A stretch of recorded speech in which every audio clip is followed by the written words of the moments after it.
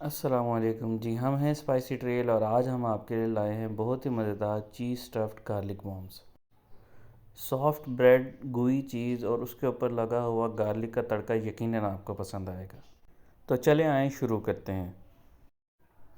सबसे पहले एक बाउल लें और उसमें 1 कप लूक वार्म वाटर ले लें।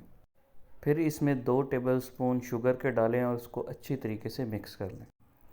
लेकिन याद रखें कि ये पानी ना ही ठंडा हो और ना ही बहुत ज़्यादा गर्म हो, क्योंकि दोनों सूरतों में यीस्ट एक्टिवेट नहीं होगी और आपकी ब्रेड फूलेगी नहीं।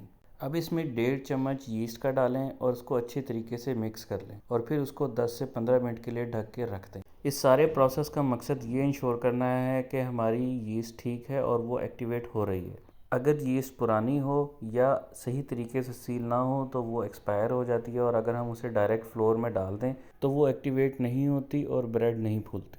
जब 10 मिनट गुजरने के बाद आप देखें कि यीस्ट के ऊपर फोम बनना शुरू हो गया और वो थोड़ी फूल गई है, तो इसका मतलब है कि यीस्ट एक्टिवेट हो गई है। अब इस यीस्ट मिक्सचर में 2 कप मैदा और 1 टीस्पून नमक डालें और उसे मिक्स कर लें और फिर इसे अच्छी तरह गूंद कर एक सॉफ्ट सी डो बना लें।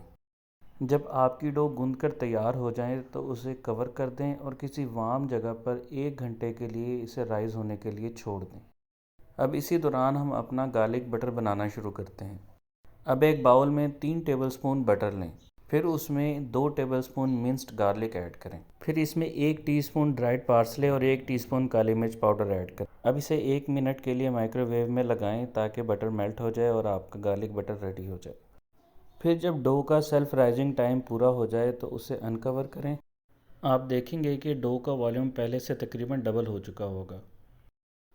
अब आप डो को थोड़ा सा गूंद लें ताकि इसमें से एयर कम्प्लीटली निकल जाए। जब आप इसे अच्छी तरह से गूंद लें तो फिर डो का एक छोटा सा पोर्शन लें और हाथों से ही उसको फ्लैट करके एक छोटी सी टिकिया बना लें।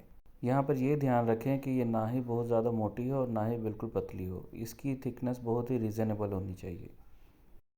अब मोज़रेला चीज़ का एक छोटा सा क्यूब लें, वो इसके दरमियान में रखें और इसको चारों तरफ से लपेट के एक छोटी सी बॉल सी बना लें। अब इसी तरीके से आप अपनी सारी डो की इसी तरह की छोटी छोटी स्टफ़्ड बॉल्स बना लें। अब आप एक बेकिंग ट्रे लें, अगर तो वो ग्लास की हो तो बेहतर है। उसकी बेस में आप आधा टेबलस्पून मैदा स्प्रिंकल करें ताकि ब्रेड इससे ना चिपके। फिर आप अपनी बनाई हुई तमाम स्टफ़्ड बॉल्स को इसमें अच्छी तरीके से अरेंज कर दें। अब बारी आती है उस गार्लिक बटर की जो हमने कुछ देर पहले प्रिपेयर किया था। एक ब्रश की मदद से वो गार्लिक बटर इन बॉल्स पर अच्छी तरीके से कोट कर दें। ये गार्लिक बटर ना सिर्फ आपको एक नाइस क्रिस्पी ब्राउन क्रस्ट देगा, बल्कि एक बहुत ही मज़ेदार गार्लिक का अरोमा भी देगा जिससे आपका किचन महक उठेगा। हाँ, अगर आपको गार्लिक नहीं पसंद तो गार्लिक बटर बनाते हुए आप इसमें से गार्लिक मिस भी कर सकते हैं और सिर्फ बटर और पार्सले की कोटिंग भी इस ब्रेड के ऊपर कर सकते हैं। जब आप तमाम बॉल्स को गार्लिक बटर से कोट कर दें तो उठाएं इस बेकिंग ट्रे को और रख दें एक प्री हीटेड ओवन और तकरीबन 30 से 40 मिनट 180 डिग्री सेंटीग्रेड पर इसको बेक करें। और फिर जो गार्लिक बटर आपके पास बचा हुआ है वो इसके ऊपर दोबारा से कोट कर दें और इन्जॉय करें। अगर आपको हमारी ये वीडियो पसंद आई हो तो हमें दुआओं में याद रखिएगा और इस वीडियो को लाइक और चैनल को सब्सक्राइब करना ना भूलिएगा। वस्सलाम।